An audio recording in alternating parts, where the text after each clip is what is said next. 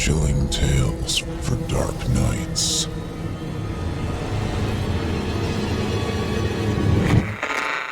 Want to make sure you never miss a Chilling Tales for Dark Nights video again? Be sure to subscribe and hit that bell to turn on notifications. It's time to turn off the lights and turn on the dark. Chilling tales for dark nights.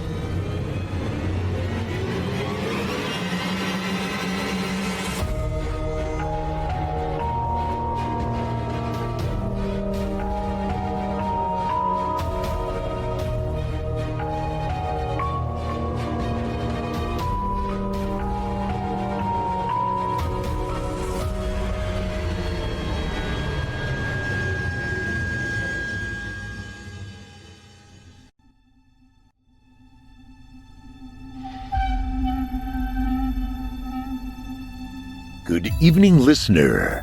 You're listening to Chilling Tales for Dark Nights. On tonight's edition, we invite you to leave behind your safe reality and descend with us into the frightening depths of the most terrifying imaginations with an audio adaptation of frightening fiction about isolating incidents. I'm your host, Paul J. McSorley, and tonight and every other Wednesday night, I'll be your guide as we traverse the dimly lit corridors of your darkest dreams. Joining us tonight to help bring to life the frightening fiction of P.D. Williams is none other than your host of the evening, Paul J. McSorley. Now get your ticket ready, take your seat in our theater of the minds, and brace yourself. It's time to turn off the lights and turn on the dark. Our tale this evening is written by P.D. Williams and performed by Paul J. McSorley. In it, we bear witness to something told to us by the generations past, when the world of radio just began to get interesting. Now, without further ado, I present to you, Real.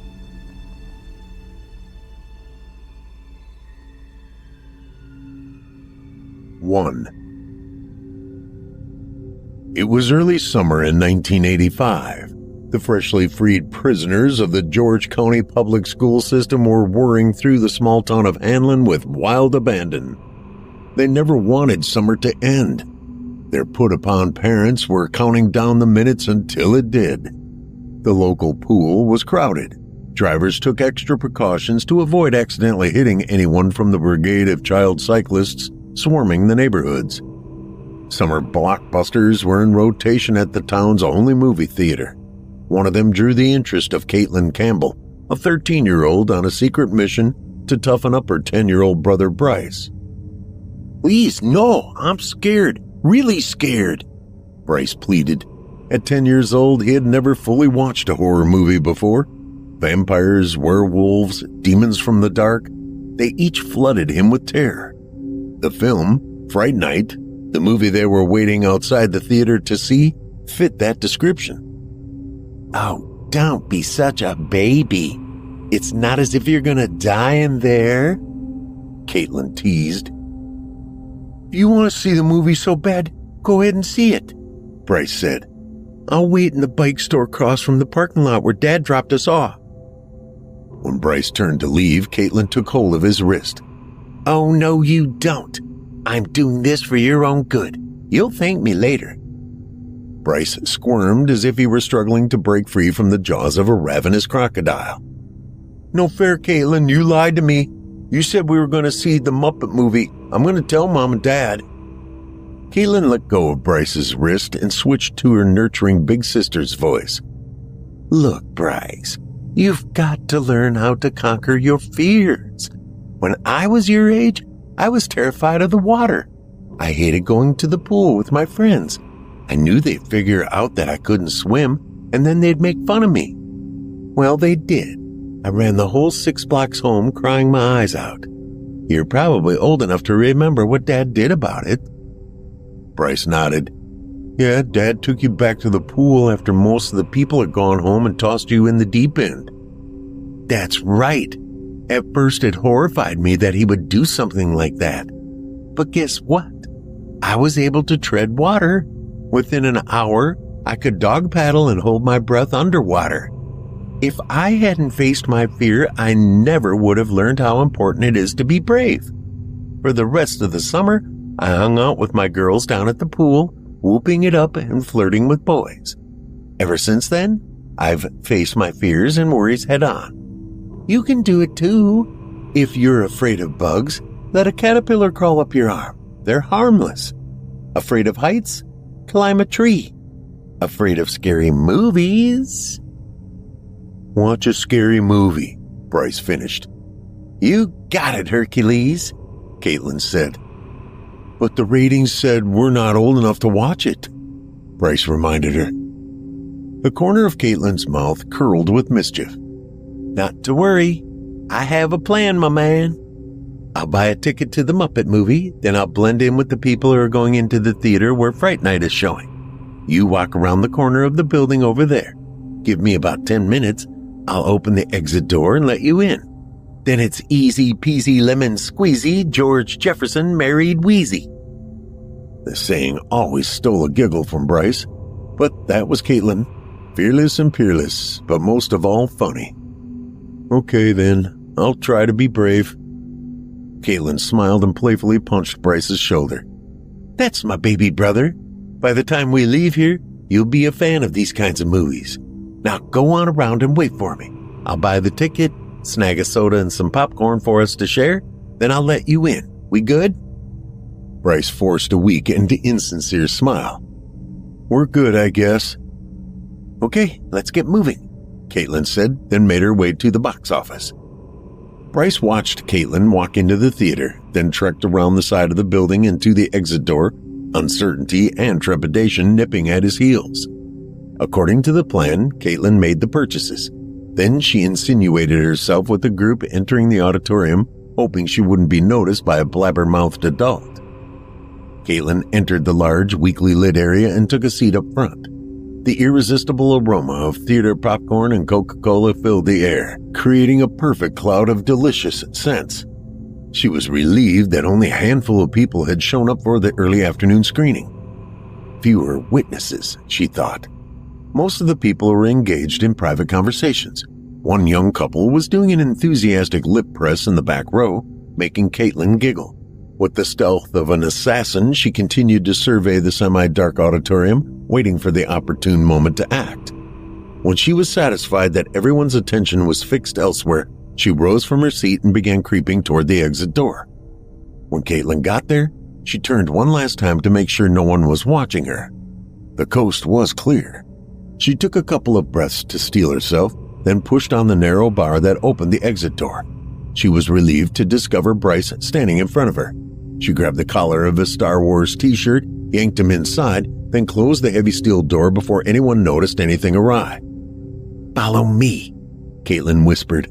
With Bryce in tow, she settled him in the front row, strategically placing him close to the screen for an up-close and chilling experience. Fear-induced adrenaline rushed through Bryce's nervous system, leaving him wobbly and breathless. Sweat wetted his forehead and palms. "Why do we have to sit so close?" he whimpered. "Look, Bryce, this experience is like getting on a roller coaster. It's scary as all get out, but deep down, you know you're going to come out at the end safe. Do you want your buddies making fun of you because you're scared to watch cool movies like Alien, Halloween, or Friday the 13th? "No, I suppose not," Bryce sheepishly muttered. "Okay then, just cover your eyes if it's too much to take in at once." "Well, what about the sound? It's going to be super noisy. It might hurt my ears." "Close your eyes if it's too scary and cover your ears if it's too loud." "How come I feel like I'm going to be doing a lot of closing and covering during this movie?" "Trust me, at some point you won't feel so scared. You've got this, little brother. Don't underestimate yourself." "Okay, if you say so." Bryce jerked when, without warning, the auditorium went full black and the front row speakers erupted in a shrill of cacophony of ear-splitting noise. After some genre-related trailers, something that Bryce also found terrifying, the thin curtain on either side of the silver screen pulled away and the feature began. Bryce dreaded the nighttime scenes when the vicious undead monsters exsanguinated their victims with violent fervor. He took advantage of the daytime scenes to catch his breath and uncover his eyes. "It isn't real. It isn't real," he reminded himself, but as the plot progressed, he gradually became accustomed to the building tension. His uneasiness dissipated as his curiosity about the direction of the movie grew within his newly opened mind. By the middle of the film, his faith in Roddy McDowall and William Ragsdale to save the day surpassed his fear of the vampire played by Kris Sarandon. Near the end of the feature, he was cheering on the protagonists who found a courage they did not know they possessed, and whom, despite overwhelming odds, had vanquished the evil vampires. When the film came to its exciting and satisfying conclusion, Bryce surprised himself by applauding. He felt exhilarated. Caitlin leaned over the armrest, separating her and Bryce. "See? You did it. I told you that you'd end up liking the movie." As the lights came up, Bryce and Caitlin left the way he had entered earlier and stepped outside into the everyday world of sunlight and normalcy. Bryce understood what Caitlin had been getting at. Fear plus victory equals courage. "So, how do you feel?" Caitlin asked as they walked to the parking lot where their father would pick them up in the hideous yellow station wagon that was part eyesore and part embarrassment. Bryce grinned with giddiness. "I have to admit, you were right. That was really cool. The special effects were amazing and the actors were terrific. They had me believing that vampires are real, which of course they aren't. I'm glad you dragged me here. This was awesome." Caitlin beamed, proud and tender. Knowing she had helped her little brother overcome his prepubescent phobia warmed her spirit. "Didn't I tell you? You've got to stand toe-to-toe with your fears. Think you'll be watching any other horror movies, maybe with your buds?" Bryce puffed out his chest. "Let 'em bring it. I can handle it. I am invincible." Caitlin laid her arm around Bryce's small shoulders. "Now that's what I'm talking about. Hercules." Bryce grinned broadly. He was proud that he had overcome his fear, but he was also happy that he had pleased his big sister, whom he adored. He felt taller, older, and tougher. He no longer feared fictional monsters, at least for now. 2. The day after conquering the vampire flick, Bryce was shooting hoops in his driveway. It was early evening, the time when he took advantage of the low summer sunlight so as not to get overheated. He wasn't surprised to see Jack Miller, the town's sheriff, pull into the driveway. He and Bryce's dad, Wes, had been friends since childhood and remained close. Jack was a common sight across the dinner table and at the occasional backyard barbecue. Bryce waved at the sheriff as he left his police cruiser and joined Wes, who was clipping the hedges along the edge of the property line. Jack waved back, yelling, "It's Bryce Campbell. He shoots. He scores." Bryce returned his focus to his game as the two men talked. Despite the thudding of the ball on the concrete driveway, he overheard Jack talking about a dead man who he had found near the local graveyard. "I tell you, Wes, not only have I never seen anything like this, I've never even heard about anything like this," Jack confided. "So what happened?" Jack looked off into the distance and sighed, hesitating to share official information, but he had known Wes long enough to know that he could keep his mouth shut, so Jack began his story. "This is just between you and me, understand?" "Absolutely," Wes said. "Okay then. Walter, who's one of my deputies, went with me to respond to a call from a lady who was out walking her dog around 10 o'clock Tuesday morning. The dog was getting into firing position, and she didn't want to leave a mess on the sidewalk, so she took him into that small grove of trees next to the cemetery. You know the place I'm talking about, right?" Wes nodded. "Yeah, I know it." "Well, she discovered the man's body sprawled on the ground." "Whoa, she must have freaked out." "That's putting it mildly," Jack said. "It's quite a creepy coincidence that he died so close to a graveyard, don't you think? Anyway, Walter and I drove over with the meat wagon in tow. By the time we got there, the woman was hysterical. Walter ushered her away while the paramedics and I checked out the body. Wes, I've seen a few corpses in my career. They're stiff, and they're pale. But this guy was beyond pale. He was chalk white. There were 2 small holes in his throat over his jugular. There should have been blood everywhere, but aside from a bit around his shirt collar, there wasn't a drop to be found. Geez, Jack, you think Dracula's responsible? Wes joked. I don't know about that, Jack said, but I've got to admit, this case has given me the same chills I got when I saw my first vampire movie. Upon hearing Jack's account, Bryce stopped practicing, his spine turning into an icy rope. Caitlin's wrong, he thought, trembling. They're out there. I knew they were out there. The fear that he had thought he had shed like an outgrown skin reappeared.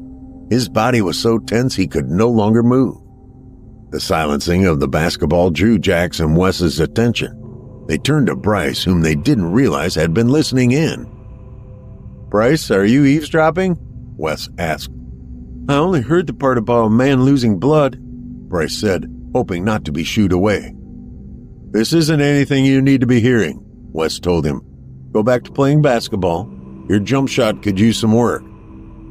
Sure, Dad, I'll butt out. Bryce went through the motions of practicing while listening to the rest of Jack's story. When Wes felt confident that Bryce was occupied, he resumed the conversation with Jack. Sorry about that, Jack. So, what happened next? I checked the body for ID, but he didn't have any. Still, I felt like I had seen him someplace. It was dark, so it took me a minute to recognize him. I've chased him out of the park a couple of times. He's homeless and harmless. I let the paramedics take him away while Walt and I hung around the crime scene and searched for clues. We were there for a good bit, but we didn't find anything. No weapon, no blood trail. Fast forward to the following afternoon. The coroner called to confirm what I already knew. Someone had drained our John Doe like a diabetic camel. Have you at least figured out who he was? Wes asked. Unfortunately, no. We checked missing person files from around the state, but found bupkis. I visited a dumpster behind the bakery where I recalled he had been living, if you could call it living. There was a garbage bag there full of dirty clothes, a half-empty fifth of whiskey, a few non-perishable foods, and a winter coat. Poor guy had very little in the way of personal possessions. Wes sighed sorrowfully. So what happens to him now? Jack grew glum. Situations like this, we fingerprint the body, send their picture to statewide law enforcement, and then cremate them. Ashes to ashes, Wes muttered, and dust to dust, Jack finished. Well, I better get back to it. Somewhere out there is a murderer. Listen, if there's anything I can do to help, just say the word, Wes said. Help me keep a lid on this, Jack replied. This is a tight-knit community. We don't need anyone panicking. I'll let you know how things are going. Probably be a good idea to make sure that you're locked up tight till we find the culprit or culprits. Before leaving, Jack waved at Bryce. See you, little man. Keep working on that jump shot. Bryce stopped and returned the wave. Yes, sir, Sheriff Miller. I'll do that. You still coming by Friday night for supper? It's lasagna night, Wes reminded Jack. Ever since Angie moved out on you, Karen worries that you're lonely, drinking, and not eating right. Jack grinned, shaking his head. Come on, Wes. You guys could see this one coming from a mile away. Angie hasn't been happy for a long time. She never liked sharing me with the job. To tell the truth, I think we could use a break. Give ourselves time to figure out what's most important to us. Tell Karen I'll be here with bells on. I know you aren't a big fan of your wonderful wife's cooking, but her lasagna is to die for.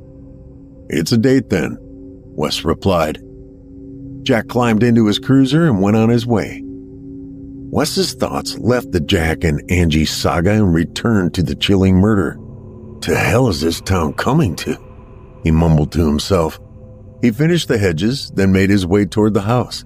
As he passed Bryce, he said, Don't stay out here too long, kiddo. You better believe I'm not, Bryce thought. He felt something like dread slithering its way through him, unsettling him further. Caitlin's right about one thing, he thought. Those movie vampires are nothing to be afraid of. It's the real ones that terrify me. 3. Man, oh man, Karen, that was some awesome grub, Jack said, rubbing his full belly. He laid his fork down, reclined in his dining room chair, and cradled the back of his head on his interlaced fingers. Karen smiled at the compliment. You keep saying that, Deputy Dog, and I'm going to start believing you. Maybe you can convince my husband with the sophisticated palate that not all of my cooking sucks. Hey, Wes said with mock indignation. I love your cooking. Tastes a lot like food. Screw you, Karen shot back with humor. Bryce's eyes widened and his mouth fell open. Dad, Mom said, screw you. Caitlin felt compelled to chime in. Yeah, Mom, that was highly inappropriate. Speaking of inappropriate, Wes said, giving Caitlin his patented glare of disapproval. I'm sure you all know about how Jack and I went to high school together. Well, there was this really cute girl named Anna Farrington in our chemistry class. Very smart girl. I remember I was so surprised when she didn't apply to any colleges. No, she wanted to stay here in Hamlin, maybe meet a nice guy, get married, and be a housewife. Nothing wrong with that. Well, the husband never appeared. The bills were piling up and she needed a full-time job. She found one down at the Avon Theater working the concession stand, and within a few years had worked her way up to manager. I still run into her every now and again. In fact, I ran into her at the supermarket a couple of days ago. She told me this really funny story about my 13-year-old daughter sneaked into an R-rated horror movie. I seem to recall that said daughter was in charge of taking her little brother to a family film. I wonder where he was while my responsible oldest child was sneaking into a movie geared towards adults. Care to share? Busted, Karen snickered. Guilt filled Bryce. Dad, she was only trying to help me get over my fear of... I don't want to hear it, Wes interrupted. Caitlin, either I can trust you to show good judgment or I can't. But Dad, Caitlin pleaded, it wasn't even that scary. There was no nudity or a ton of curse words, just monster violence. I only wanted to show Bryce that monsters are fake, that they can't really hurt you. Her words caused a silent exchange of worried looks between Wes and Jack. Wes took his time piecing together his concerns, hoping not to alarm Karen and the kids. I appreciate what you were trying to do for your brother, Caitlin, but there are still some very real and scary people out there. I'm not trying to frighten either of you, but I don't want you to stop being cautious, particularly of strangers. I'm just looking out for you guys. I love you. You both know that, right? It was time for Bryce and Caitlin to exchange worried looks. Okay, Dad, Caitlin said demurely. I'll be more responsible. We'll be more responsible, right, Hercules? Bryce took Caitlin's lead. Yeah, Dad, we'll both be more responsible. Good, Wes said, the happy dad part of him returning. Take your dishes to the sink and get your homework knocked out. Yes, sir, two chimed in unison. Once Bryce and Caitlin had gone upstairs, the conversation took on a darker tone. Karen started.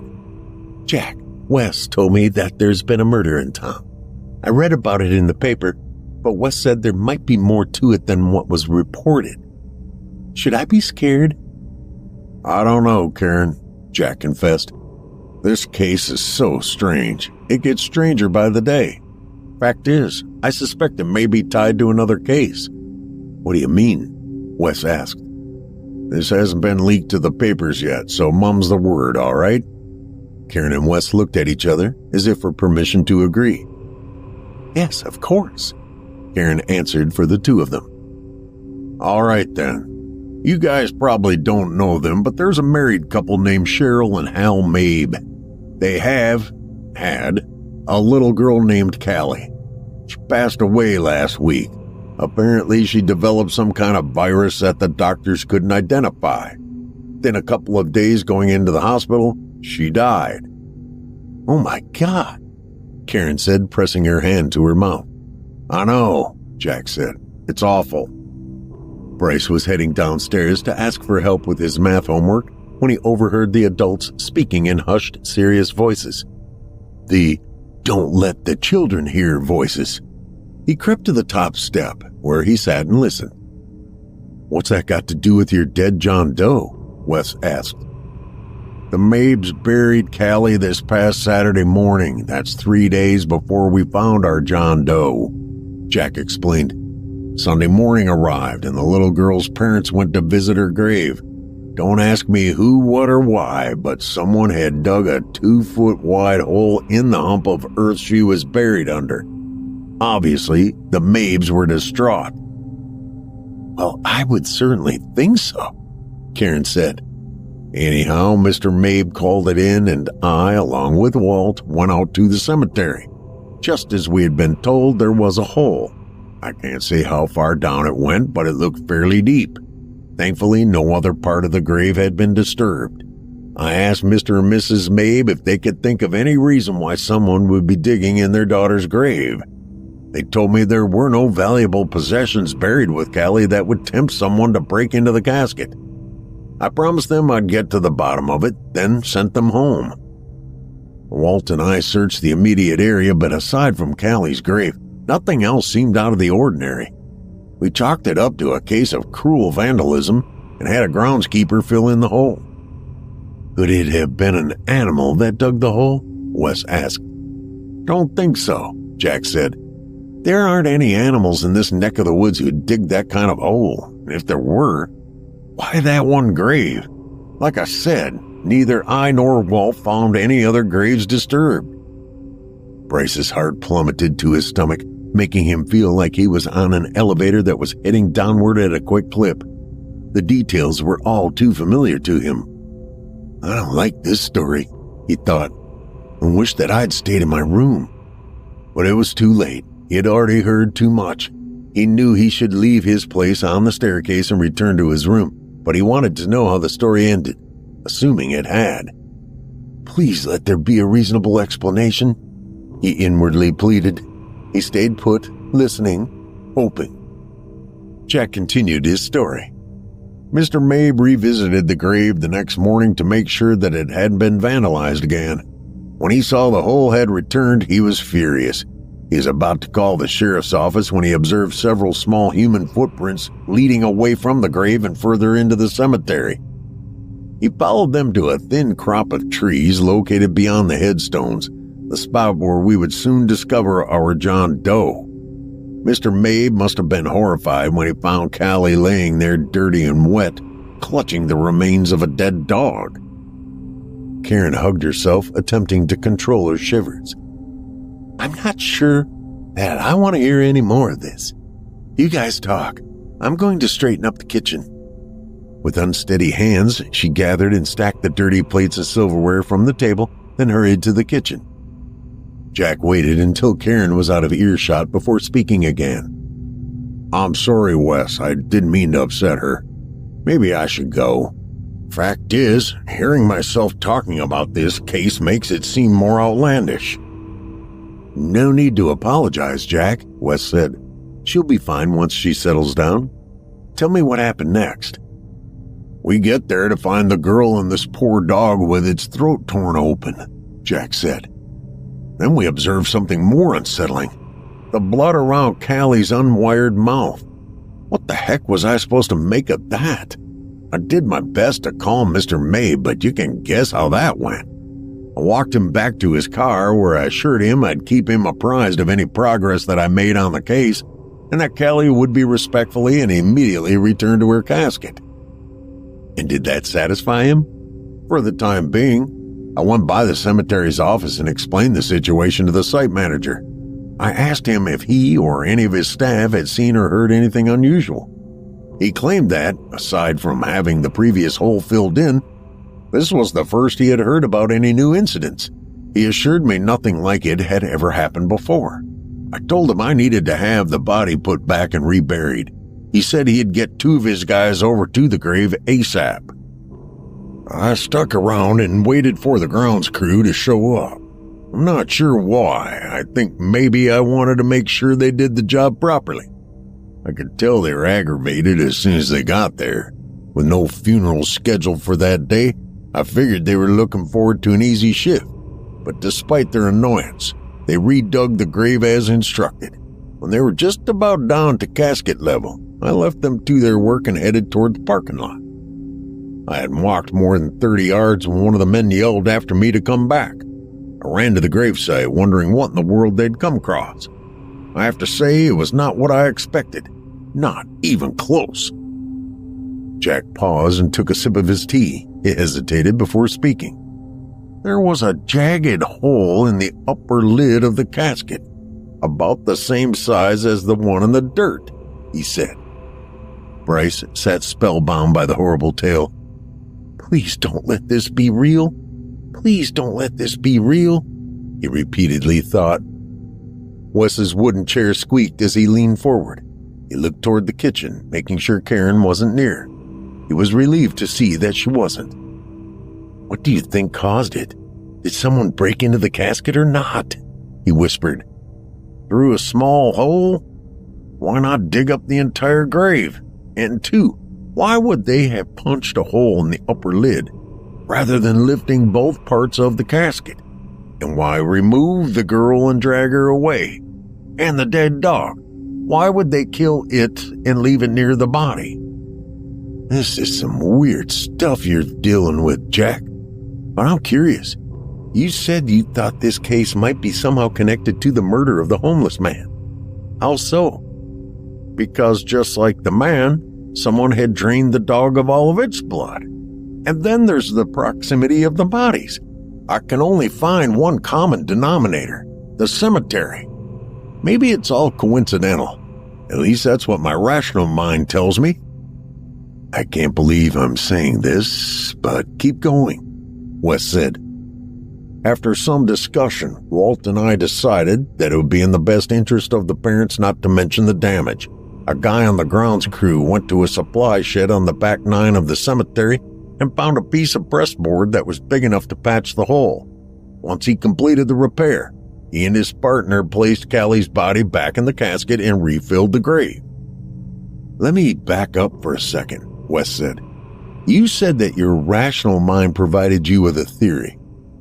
What was the other one? Jack sat silently. His attention appeared to waver, as if his mind was caught between the facts and the frightening alternatives. Jack? Wes said, breaking the trance. Jack looked at Wes with haunted eyes. This is going to sound morbid and crazy, but there was another thing I noticed about that casket. The lid wasn't pushed in. It was pushed out. And then there were the scratch marks around the edges of the hole. I'm getting chills just thinking about it. Bryce felt the same chills as he sat frozen at the top of the staircase. A big part of him didn't want to stay there, but another part needed to know more, no matter how disturbing. Later that evening, I paid a visit to the Mabes, just to let them know I had taken care of the matter, Jack said. Mrs. Mabe had drunk a bottle of wine and gone to bed. Mr. Mabe was pacing back and forth in the driveway, chugging a bottle of his own liquid solace. I tried talking to him, but the man was out of his mind. He told me that he feared one of two things was true. Enemies unknown to him were defiling his daughter's grave, or... that part he wouldn't say. I left the poor man in peace and returned to the station to finish up the paperwork on the cemetery incident. Then I went the heck home, because I was tired. And I had personal matters that were weighing on me just as heavily. Now here's where the story got even stranger. Later that night, while Mrs. Mabe was snuggled in her bed sleeping it off, Mr. Mabe got busy. For reasons known only to himself, he gathered some items from the kitchen and the garage, then went back to the cemetery. Good grief, Wes said. What did he do there? I'll explain the rest as best as I can. Mrs. Mabe came to around 3 a.m. to discover her husband was missing. She went through the whole house calling his name, but he wasn't there. Then she checked the garage and... The fine hairs on Wes's arms and neck bristled as he watched Jack blanch. Jack, what did she find there? Was the husband dead? No, Wes, the husband wasn't dead. He wasn't there at all. But what was there were some small muddy footprints that led to the vacant spot where Mr. Mabe's vehicle had been parked. I don't know what made her think to do it, but Mrs. Mabe drove to the cemetery and went straight to Callie's grave. That's where she found her husband playing in the dirt and babbling like a lunatic. She said it was difficult to make out what he was saying, but it sounded like, "Stay there, Daddy's girl. Stay there, Daddy's girl." "How'd you find out about all this?" Wes asked. "It's been a long day, so when I got home, I went straight to bed," Jack said. "A stupid phone rang and woke me up. I almost ignored it, but something told me it might be important. Why else would they be bothering me at that hour of the night? I took the call. Linda from dispatch was calling to inform me about trouble at the cemetery. It could only be one thing, so I threw on my uniform and went straight away to the office to grab a deputy to accompany me. It was one hot mess, let me tell you. The missus had requested an ambulance before notifying our office. By the time my deputy and I got there, 2 paramedics were preparing Mr. Mabe for transport to the psych ward at the hospital. I put Tim, my deputy, in charge of checking out the gravesite. I helped Mrs. Mabe to the ambulance so she could accompany her husband. All of a sudden, Tim starts hollering for me. When I got to the gravesite, he was on his knees moving around some of the loose soil. "What do you make of this?" he asked me. He opened his palm to reveal a clove of garlic. An uncomfortable thought blossomed in my mind. "Dig a little deeper," I told him. He dug a few more inches and removed another garlic clove from the earth. He looked perplexed. Then he asked me if he should go down any further. I said, "Yep, go down as far as your arm will reach." He did as I told him. By the time he was shoulder deep in the dirt, he had removed close to a dozen garlic cloves. Poor Tim likely wondered how deep Mabe had gone with the things. Then he looked up at me and said, "Sheriff, you don't think he might have believed that Callie's been digging out of her?" I stopped him right there. "Not another word, deputy," I told him. "This stays with us. That family has gone through enough." Then he asked me what he should do with the garlic. I took a moment to think about it. I could tell that something about the whole affair spooked him. It sure spooked me. "Put 'em back," I said. "Maybe it'll give her father and us some relief." Tim put the cloves back and refilled the hole, then he and I headed back to our cruisers. As we neared the cars, a terrible thought hit me and I stopped. Tim asked me if something was wrong. "You go on to the squad car," I said. "I just need to take care of one more thing." I waited for Tim to get to his car, then I pulled a small silver cross from my pants pocket. Whenever I'm tense, it calms me to know that the cross is close to me. It's like its touch is holy, protective. I went back to Callie's grave, scooped out a shallow trench with my fingers, and placed the cross inside. Then I pushed the dirt back into the fresh hole and I left. I hoped that I'd never have to return. And you think that all this ties in with our John Doe? How? Wes asked. Right after they brought him in, I asked the coroner for an approximate time of death, Jack said. He said it was hard to be exact, but his death had likely occurred late Monday night, the night before we discovered him. The night I think Callie Mabe was laid to rest for the last time. Goosebumps covered Bryce's body in a cold wave. Has there been any other incidents involving Callie? Wes asked. No, Jack muttered flatly. Not since we buried the garlic and cross. Bryce listened for a while longer, but there was no further discussion about the awful incident. He imagined the look of confusion and fear on the faces of the adults. Confusion about what they were unwilling or unable to accept, and fear of what they dreaded, that vampires might exist. What was left of Bryce's newly found courage evaporated under the glare of that possibility. 4. Bryce found himself in the eerie local cemetery, where the echoes of recent terror still lingered among the tombstones.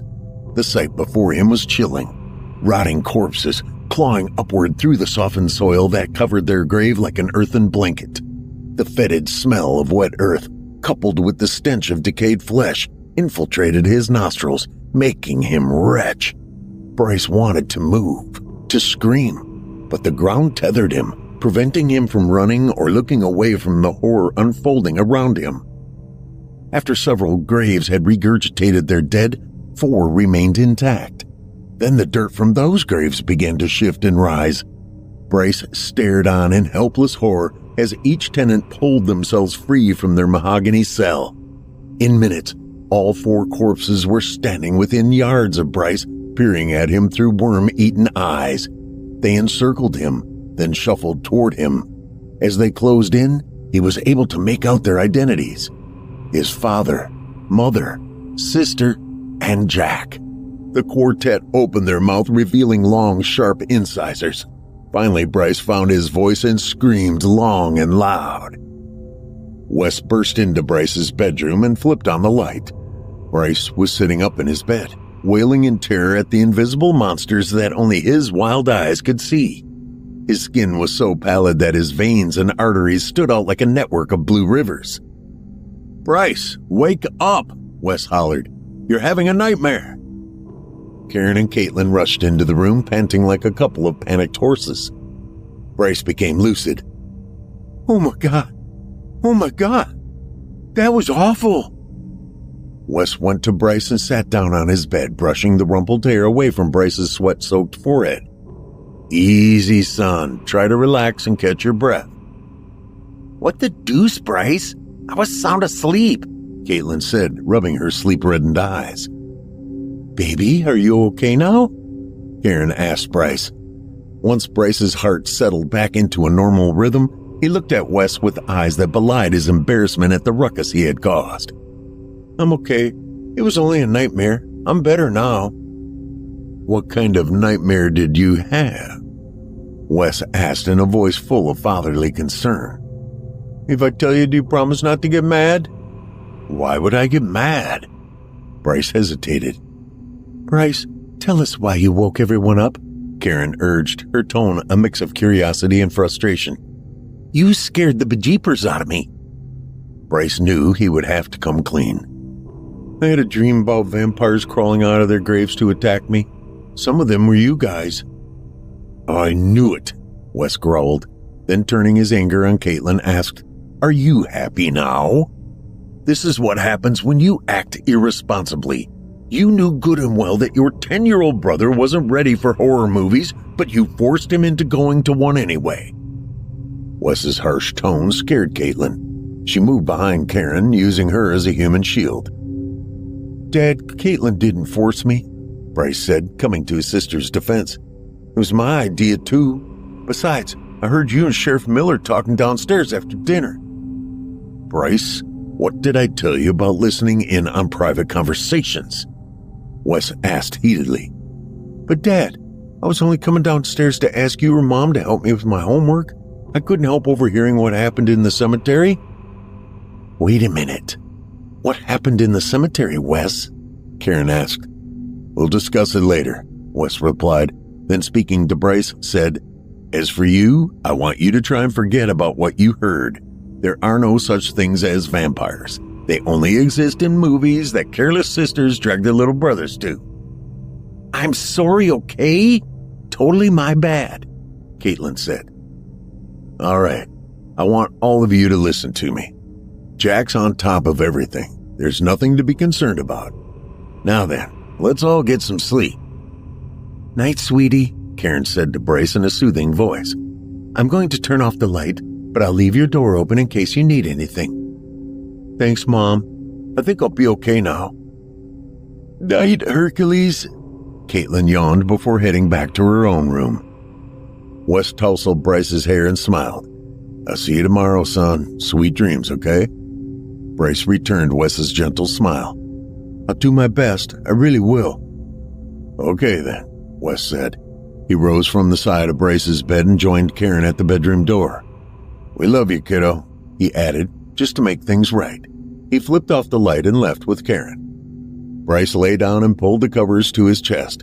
Seeking calmness, he shut his eyes and immersed himself in the peaceful silence of the house. but despite his dad's reassurances, he couldn't shake the uneasiness that clung to his mind like sticky oil. 5. A few months later, October rolled in with its usual crispness. The sweet autumn airs smelled of bonfires and seasoned meat cooking on outdoor grills. As soon as Bryce and Caitlin returned home after a Halloween trek through the neighborhood, they entered the kitchen to drop off their bounty for its requisite parental inspection. No one had yet debunked the old urban legends about razor blades and apples and needle marks in candy bar wrappers. Wes and Karen were in the middle of a discussion, but stopped when the kids walked in. Ready for inspection, officers, Caitlin said, laying her bag on the counter. She noticed the conspicuous pause in her parents' conversation. Are we interrupting you guys? You exchanging juicy gossip? Ooh, can we listen in? Bryce asked excitedly. Wes grinned. Apparently, your mom's sister has gotten in a motherly way, courtesy of a wayward biker. Karen issued Wes an icy glare. Keep it up, Wes, and I'll tell them what your mother caught sweet old Grandpa doing. Wes's grin drooped as a look of embarrassment and panic connected on his face. You heard your mother, kids. Off you go. Come on, little baby brother, Caitlin said in an infantile manner. Us baby wabies are too innocent to hear about a pregnant aunt. Bryce and Caitlin slipped past Wes and Karen and solemnly plodded into the den as if they were pallbearers carrying a coffin. They dropped onto the sofa, flipped on the television, and turned to Channel 7. The station was showing Night of the Living Dead. Yee-haw! Caitlin squealed. This here's a good one. After the vampire incident, Bryce wanted nothing more to do with horror movies. No thanks, Caitlin. I'm done with scary pictures. Oh, Bryce, really? Are you still worrying about some freaky happenings in the graveyard?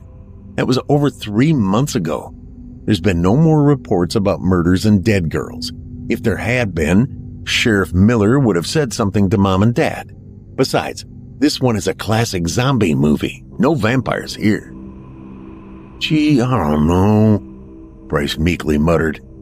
It's one of the first zombie movies. It's not nearly as bad as the ones that are out now. Come on, Bryce. It's time to grow back your spine. Bryce pouted as he decided what to do. Okay, I'll watch it, but I better not hear about any zombies walking around town.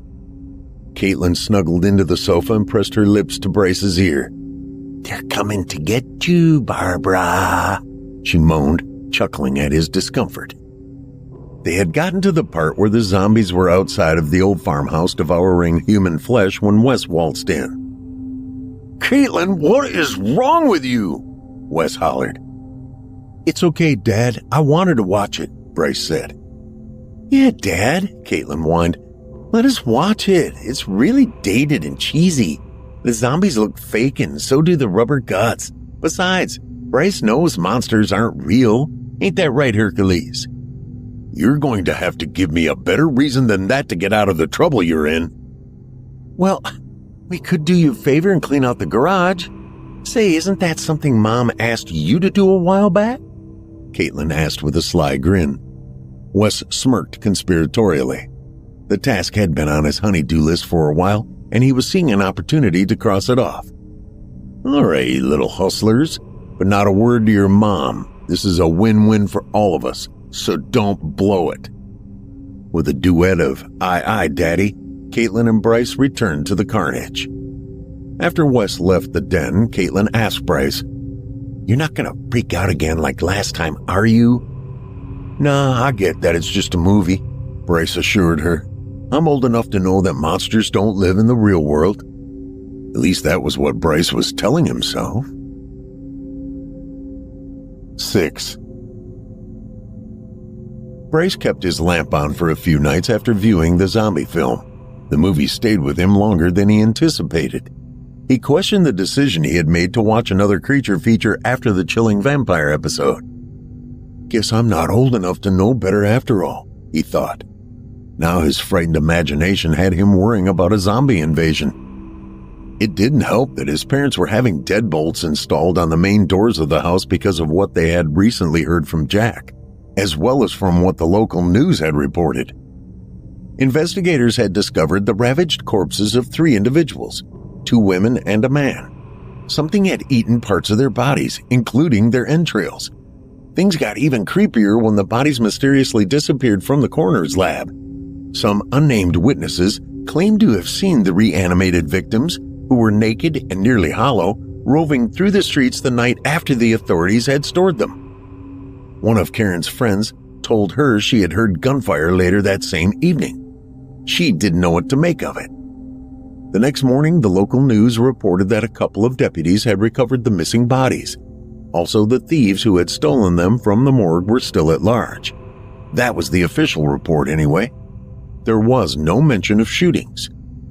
Also not reported was that the 2 deputies involved resigned the next morning. They packed up their families and left town quickly and quietly.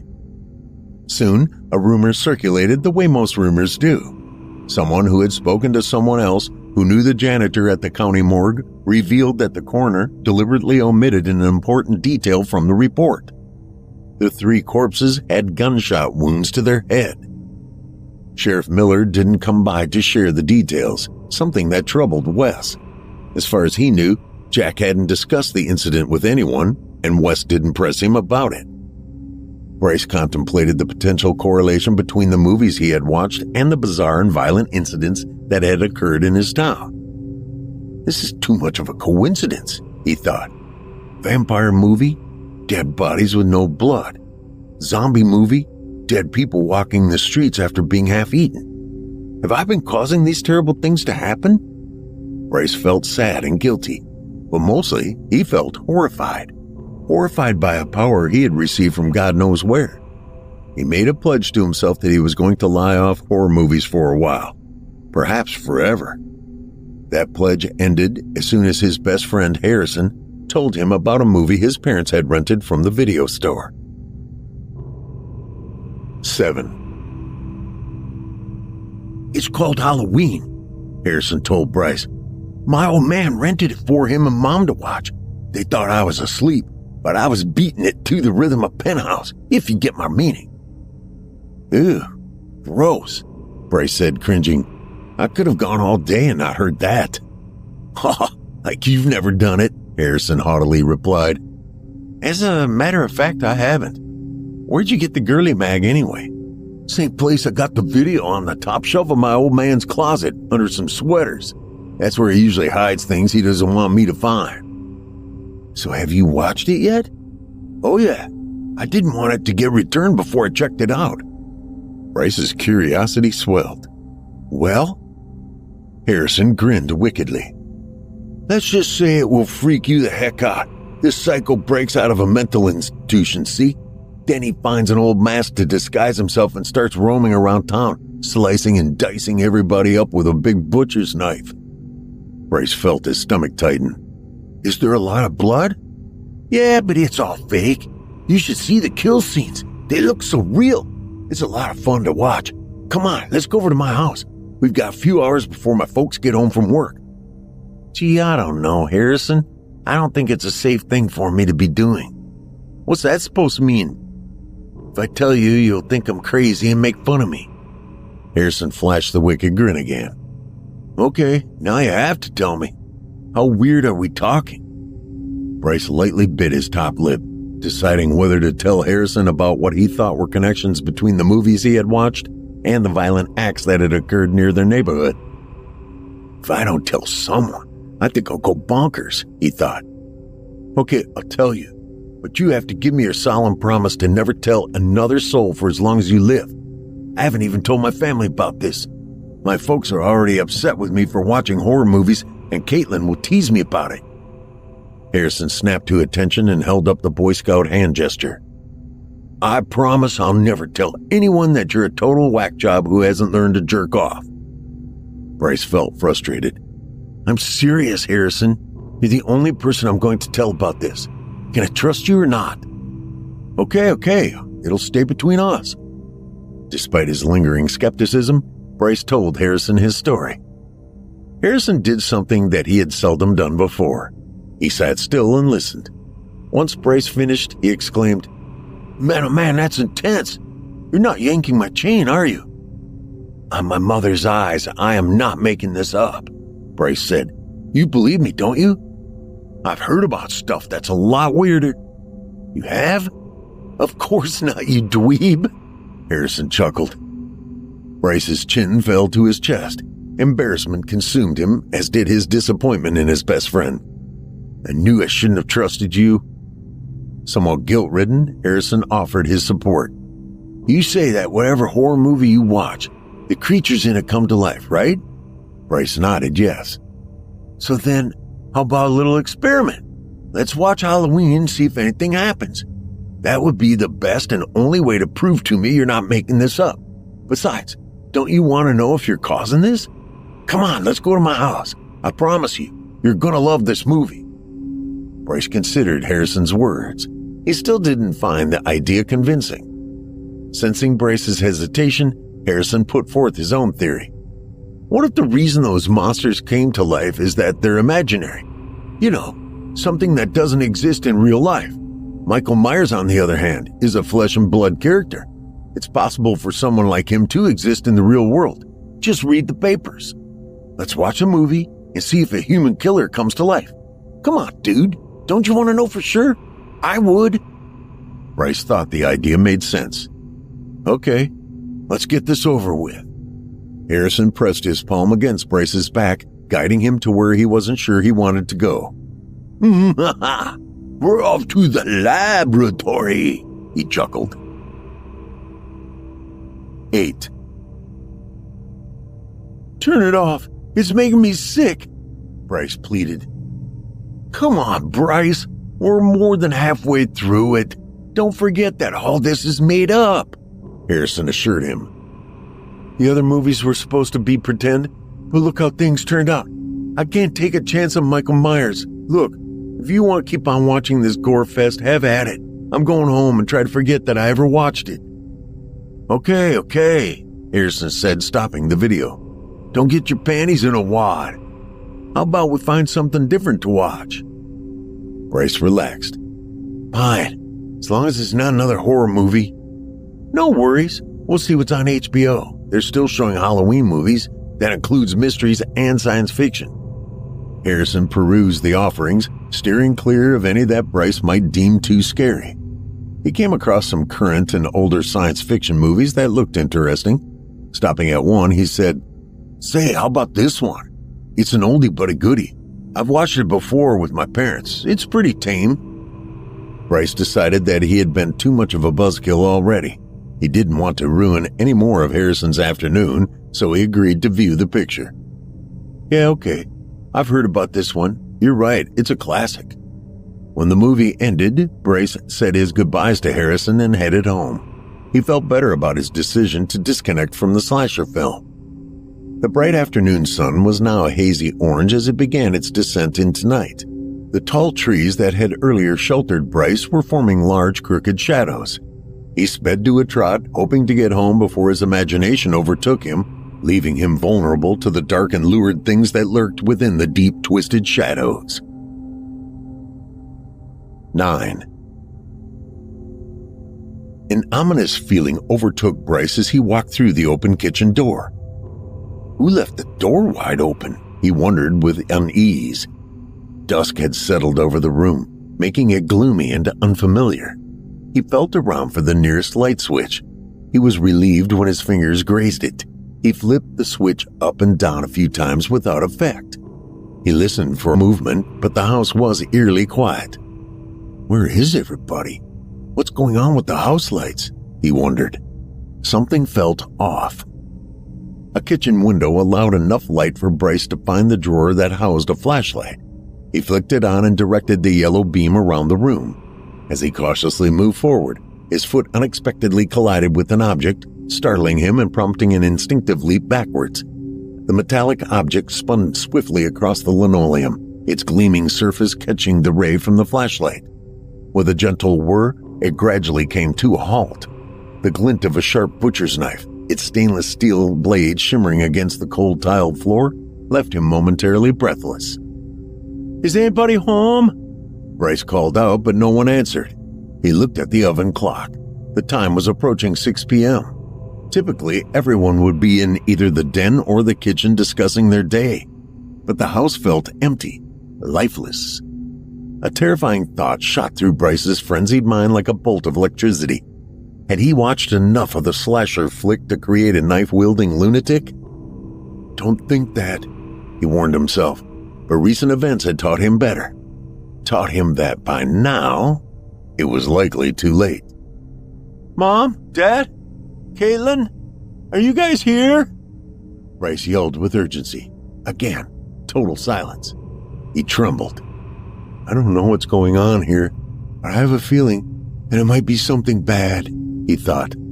A part of him wanted to leave the foreboding house, yet there was a bigger part of him that insisted on securing his family's well-being. Because he heard no movement downstairs, he decided to begin his hunt with a cautious search of the upstairs area. Bryce stealthily moved to the hallway from the kitchen, delicately placing each foot in front of the other, attempting to avoid being overheard. By what, he didn't know. He poked his head into the hall, looking in both directions. Clear. He quietly hung a right out of the kitchen, his stomach churning with nerves, and carefully made his way to the staircase, each step muffled and filled with apprehension. With great caution, he ascended the stairs, working to avoid the creak of the 3 telltale steps, as if he were serpentining through a minefield. Once Bryce cleared the stairs, he soundlessly made his way to Caitlin's bedroom.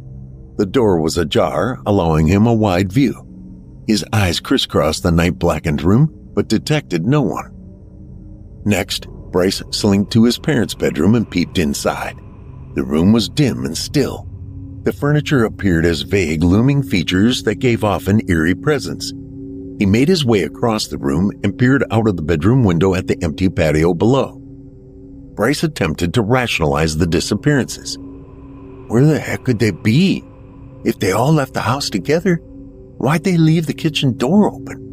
Why's there no electricity? And why is there a big knife laying on the floor? The knife troubled him the most. His anxiety returned. Hey, guys! Bryce called out in a soprano shriek. A deep silence filled his eager ears. A thick sob formed in his quaking chest. They're dead. I just know it, he thought. Bryce wanted to be wrong. He wanted to find Caitlin and his parents alive and well, proving how silly his suspicions had been. But based on recent happenings, he now knew that monsters were real and that they existed around him. Save your family, you big baby, he muttered to himself. Refusing his panicked mind's desire to shut down, he fought to pull his scattered thoughts together to form a plan. If this were a real horror movie, where would everyone be? He almost vomited from tension when he realized where he needed to check. The dreaded basement. Bryce gathered himself and went downstairs to the basement door in the part of the hallway that connected the foyer to the dining room at the rear of the house. The door was closed, so he turned the knob and then forcefully yanked it open. The depth of the darkness overwhelmed him. He pressed hard against his urge to flee. Bryce worked up enough breath to talk. Guys? Hello? He heard something skittering in the blackness. Perhaps it was the spiders that inhabited the dark, damp corners. Perhaps not. His voice tremoring, he asked the question that he had heard a soon-to-be movie victim ask. Is anyone down there? When no one responded, he knew he had an important decision to make. Do I run to a neighbor's house and call the cops, or do I venture into the unknown? He recalled that in the movies it was typically the latter option, but this wasn't the movies. He was a grade schooler who was terrified beyond belief, so he chose the former. Bryce bolted from his house, screaming like a broken soul damned to hell. He quickly dashed across the street, desperately seeking safety. 10.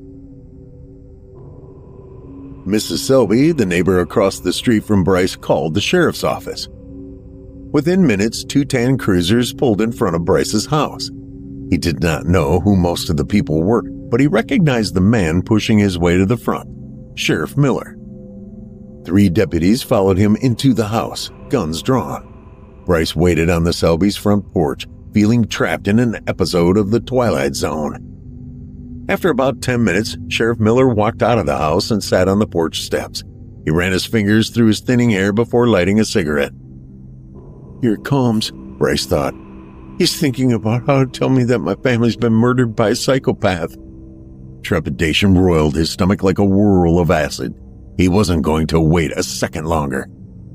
Bryce ran from the Selby's porch, across the street, and straight to Sheriff Miller. Bryce figured he must have startled the sheriff because his head jerked up, revealing sad red eyes. He locked eyes with Bryce, who was hysterical. Tell me what's happened to my family, Bryce yelled. His insides melted when Sheriff Miller looked up at him and said, Son, I need to tell you something. What? What do you need to tell me? Bryce begged, his voice cracking from grief. Howling laughter erupted from the house. The deputies walked out and onto the porch, followed by Wes, Karen, and Caitlin. Bryce's eyes brimmed with hot, heavy tears. He couldn't move or speak. Caitlin looked at Bryce and chuckled.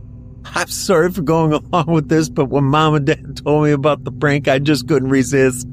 Hey, at least you know now that monsters aren't real, right?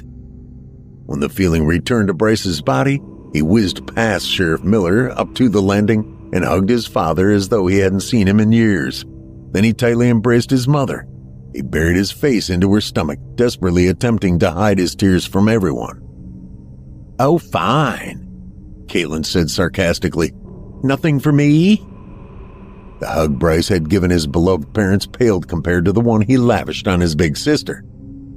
Now do you get it? Wes asked Bryce. We told you about watching all those horror movies. Harrison's dad called and said he found a copy of Halloween in the VCR. When he threatened to ground Harrison, your best buddy ratted the two of you out. Bryce's cheeks reddened with anger, not because of Harrison's betrayal, but because of how callously his loved ones had tricked him. How could you do this to me? I was terrified that I'd never see you again. Thanks, everyone. Now I'm scarred for life. Wes looked into Bryce's wet eyes. I'm sorry we upset you so much. We just wanted to show you that no good will ever come from watching those outlandish horror flicks, especially at your age. Now then, no more scary movies until you're old enough to process them. Deal? After his terrifying experience, Bryce readily agreed to the decision. Deal, he said. After a moment, he relaxed, accepting that his young mind had simply overblown the isolated incidents. Nothing to see here, weirdo, he thought. Wes thanked Jack for his and the deputy's roles in the ruse. Don't thank me, Wes, said Jack. All of this is my fault. I shouldn't have gotten you guys worked up over things. I wasn't very professional, I guess. Karen walked over and rested her hand on one of Jack's slumping shoulders. Don't worry about it, Jack. You were just trying to protect us. Jack's face belied his nagging guilt. He glanced at Bryce. Hey, little man, sorry for upsetting you. No hard feelings? Bryce forced a smile. He didn't feel right about hurting Jack's feelings. It's okay, Sheriff Miller. We're good. Looking across the street, he saw Mrs. Selby angrily marching toward them. I wish I could say Mrs. Selby found everything as funny as you all do, but judging by the look on her face, I don't think she does. Mrs. Selby, dressed in her bathrobe and slippers, stomped across the yard to the front porch, her eyes blazing with rage. She crossed her arms over her chest as if restraining herself. She fixed her fury on Wes first. The next time you pull a stunt like this, I'm calling Child Protective Services. Then turning her ire to Jack, said, And as for you, Mr. Public Safety, I ought to report you to... The screech of tires drowned out her voice as a cruiser skidded to a stop at the curb. A deputy sprang out and galloped toward the group. What's up, Dell? Jack asked his deputy. The deputy whispered into Jack's ear.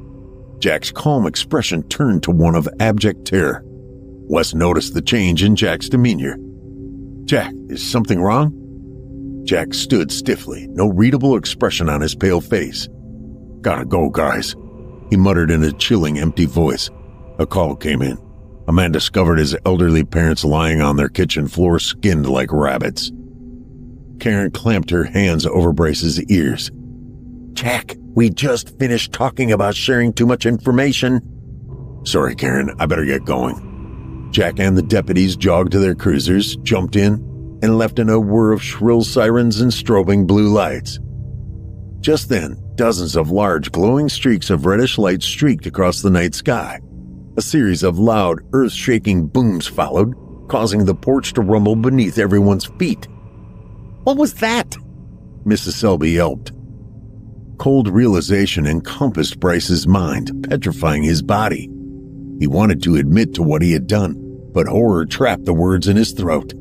If he could have spoken, he would have shared the name of the science fiction movie that he had watched after the horror flick. It was called War of the Worlds.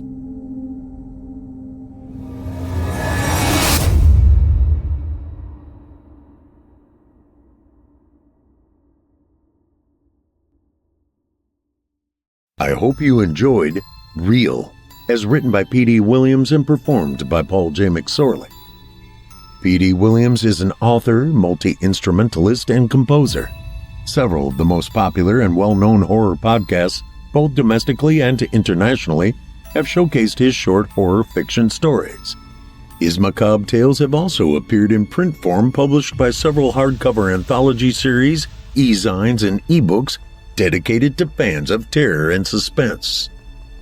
His book, Dark House Many Rooms, is a collection of terrifying tales guaranteed to have you sleeping with the lights on. The audiobook version features narrations from a bevy of gifted voice actors adept at bringing the written word to life in horrifying ways. On to the shows. We have Scary Stories Told in the Dark airing twice a week. We also have Eric Peabody's Horror Hill, a podcast dedicated to some of our deeper and darker tales. We hope you check him out.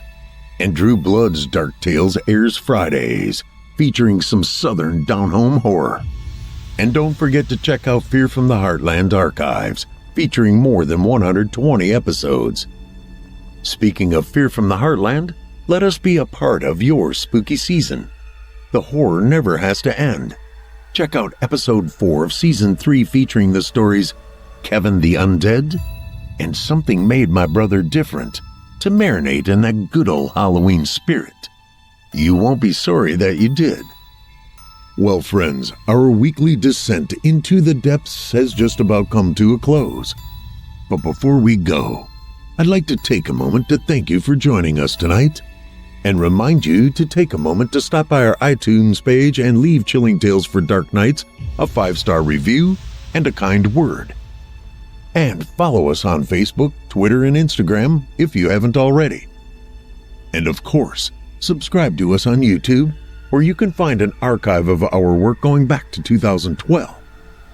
And consider signing up as a patron at our website, chillingtalesfordarknights.com, to show your support and get all of our content ad-free. I'm your host of the evening, Paul J. McSorley, and it's been a pleasure. Tune in again next week when we once again turn off the lights and turn on the dark.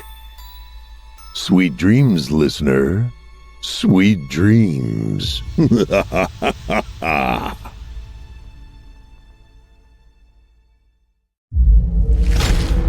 Chilling Tales for Dark Nights.